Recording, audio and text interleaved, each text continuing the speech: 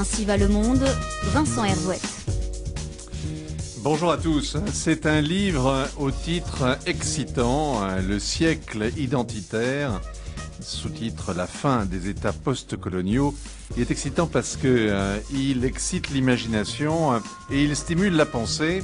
Et en cette fin d'année, en ce début 2011, eh bien, la question de la nation reste toujours posée, plus que jamais même.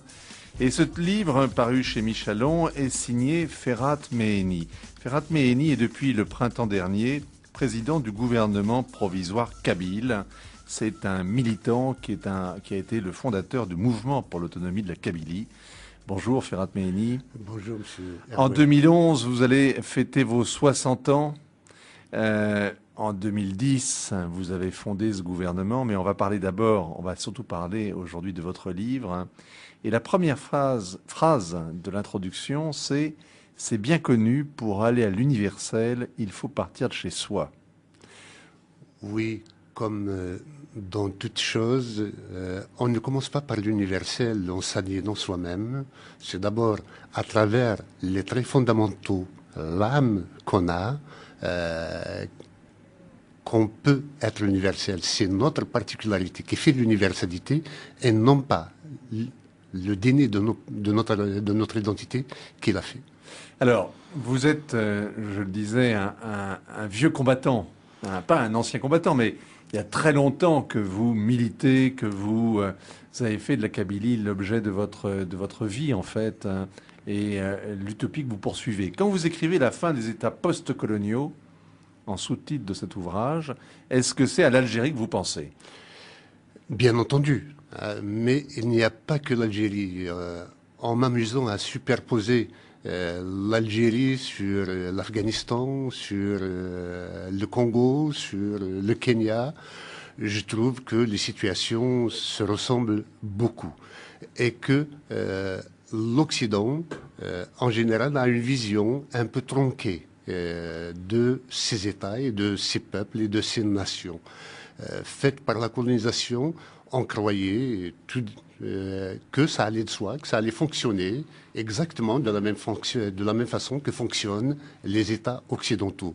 C'est une grave méprise en soi, parce que les peuples occidentaux, les pays occidentaux se sont faits par leurs propres forces internes, tandis que les pays issus de la colonisation sont bâtis sur un axe externe. Oui. Par le vieux colonial. Ces États-nations un peu artificielles, aux frontières souvent taillées à la serpe, elles ont fait l'économie de ce qu'ont connu les vieilles nations européennes, c'est-à-dire des siècles de guerre, de révolution, d'invasion, et puis aussi la volonté d'unir à l'intérieur d'un même État, en écrasant les cultures régionales, eh bien, tous ces peuples divers. Je ne pense pas qu'on en ait fait l'économie. C'est vrai qu'il y a eu une intégration à la conception mondiale, à la marche du monde, au forceps de ces colonies, mais à un moment donné, leur gestion devenait calamiteuse et qu'il fallait restituer ces territoires aux autochtones. Et on croyait qu'il suffisait de délimiter un territoire, de mettre un gouvernement pour que l'État crée sa nation. On se rend compte aujourd'hui que cela est en pure perte et que tous les peuples qu'on a mis ensemble de force vivent très mal. Donc c'est pas la corruption des dirigeants, c'est pas le tribalisme, c'est la nature même de l'État, à votre avis, qui est la cause de l'arriération ou du sous-développement ou du fait que ces pays soient souvent retardés sur le plan des libertés et du développement économique. Absolument. La corruption n'est qu'un effet. Quant à l'incompétence, je ne crois pas que les dirigeants africains ou les dirigeants issus de la colonisation soient des incompétents. La preuve, c'est qu'ils s'y maintiennent coûte que coûte. Donc ils savent gérer. C'est plutôt la nature de l'État. L'État colonial a été conçu pour contenir, pour contrôler des populations. Il n'a pas été fait pour les servir.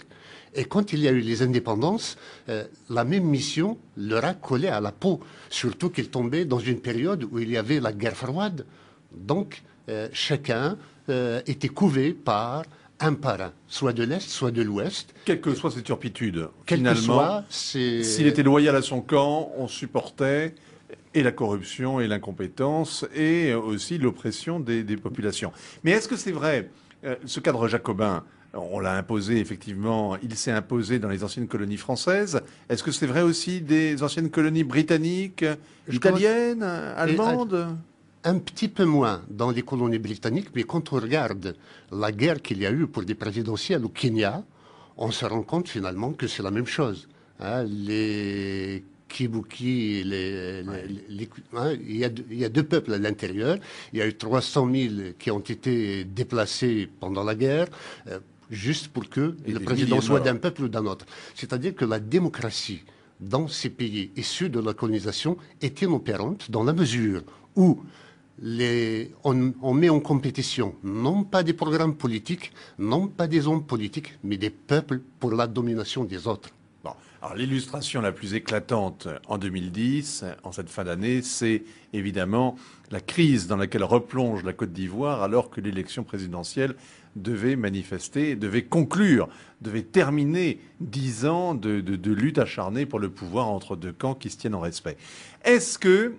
Alors, il y a un autre tabou que vous brisez dans cet ouvrage, c'est que pour vous, les frontières ne sont pas intangibles. On peut remettre en cause, finalement, le découpage des nations. Elles ont été déjà remises en cause. Quant au découpage des nations, je mettrai le terme nation entre guillemets.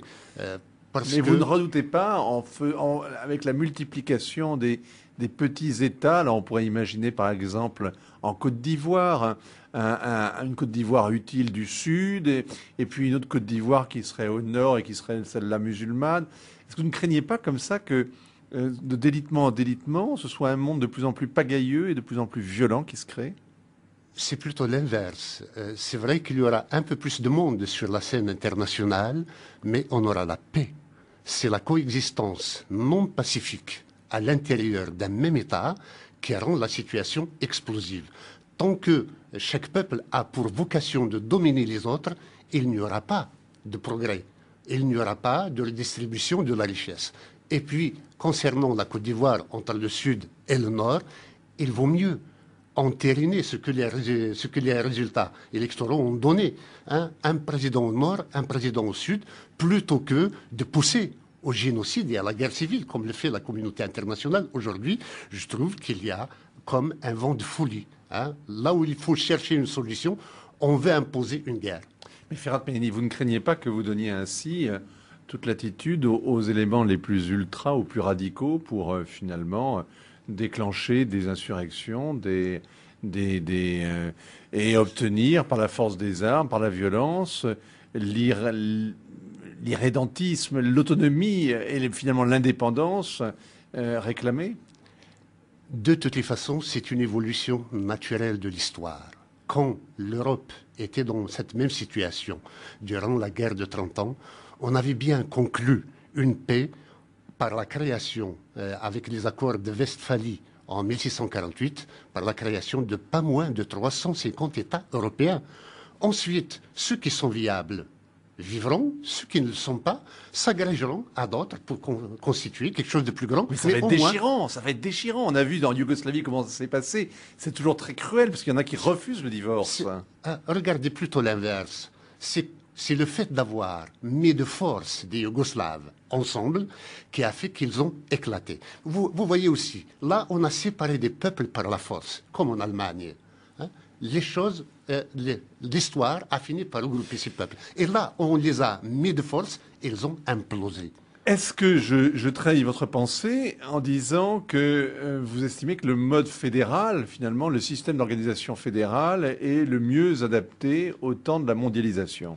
Le mode fédéral est mieux adapté aux pays issus de la colonisation. Je ne prétends pas, personnellement, trouver des solutions au monde occidental. Oui, mais regardez en France. Alors on va prendre, puisque vous vivez en France depuis très longtemps, regardez en France. Vous avez, malgré les 20 rois qui en 1000 ans ont fait le pays et malgré 2 siècles de jacobinisme, vous avez toujours une revendication au Pays Basque, en Corse, violente celle-là, en Bretagne, culturelle plutôt, en Alsace éventuellement, etc. peut-être que la solution de ces questions régionales qui sont restées pendantes en France particulièrement, l'Europe leur offre une situation dans la mesure où, à l'avenir, il y aura l'Europe des peuples, probablement à la place de l'Europe des nations, comme on le fait. Je vais filer ma comparaison. Si en France on peut imaginer, ou en Espagne, dans des vieilles nations européennes, on peut imaginer de plus en plus d'autonomie et un cadre fédéral et ainsi des petites identités qui seraient régionales et puis un ensemble européen. Est-ce que dans les pays du sud de la Méditerranée, notamment l'Algérie, c'est envisageable, c'est possible d'imaginer en Algérie un cadre fédéral? Bien entendu, sinon tout notre combat n'aurait aucun sens. On s'est retrouvé par la force de la colonisation dans un pays taillé pour une colonie de peuplement et ensuite on s'est retrouvé à l'indépendance avec des problèmes de région, d'identité particuliers. La Kabylie, depuis l'indépendance de l'Algérie, et je dirais même depuis son intégration dans l'Algérie par la France. Depuis 1830, depuis la colonisation pratiquement. Non, la France a colonisé en 1830, mais la Kabylie n'a été conquise qu'en 1857, exact. 27 ans plus tard.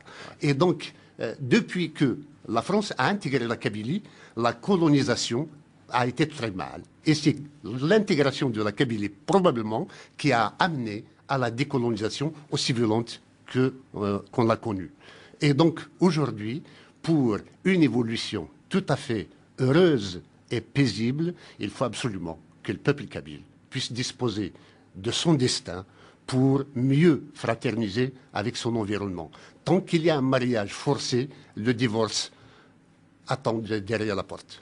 Alors là, c'est le président du gouvernement kabyle qui parle, c'est le politique. Est-ce que vous pensez que cet émiettement que vous prédisez peut se passer sans violence? Je le souhaite vivement et nous y travaillons. Alors, quelle garantie peut-on donner comment est-ce que le divorce peut se passer à l'amiable? Écoutez, la Kabylie, depuis 1963, est en insurrection permanente contre le pouvoir algérien. En 1963, c'était les armes qui avaient parlé parce que c'était le langage de l'époque. Mais depuis 1980, notre génération a civilisé le combat. Nous avons préféré aller en prison. J'ai été arrêté 12 fois. Nous avons préféré descendre dans la rue. Et c'est le mode opératoire que nous avons aujourd'hui pour créer un rapport de force. Et en 2001, le pouvoir algérien a poussé à la guerre. Nous étions en état de légitime défense en tant que Kabyles. Il y a eu plus de 120 morts et pourtant, les Kabyles n'ont pas pris les armes. Donc, notre génération est celle de la sagesse et de la solution. Mais passé notre génération, il me semble qu'on court vers l'aventure et l'irréparable. Est-ce que ce modèle, alors cet exemple kabyle, est vrai dans d'autres parties du Maghreb? Je ne pense pas qu'il y ait autant de revendications identitaires comme cela l'est en Kabylie. Les Kabyles, peut-être parce qu'ils ont une aire géographique assez importante, 40 000 km², peut-être qu'ils ont une forte population, des millions d'âmes, peut-être qu'ils se sont toujours vécus en tant que nation en eux-mêmes, quoi. Une histoire, une identité très forte, un territoire, et puis aussi un régime politique à Alger qui, depuis l'indépendance, a toujours... Qui est en porte-à-faux avec les valeurs de la Kabylie, qui sont la démocratie, qui sont la liberté, et le statut de la femme, que le régime algérien a essayé d'imposer depuis 1982, n'est jamais appliqué en Kabylie. La femme ne se voile pas, la femme est libre. Donc, culturellement, il y a deux pays. Ferhat Mehni, Le siècle identitaire, la fin des États post-coloniaux, c'est paru chez Michalon et il avait publié chez ce même éditeur il y a quelques années un autre essai qui s'appelait La question kabyle, Algérie, la question kabyle. Merci à vous, Ferhat Mehni. Merci à vous aussi.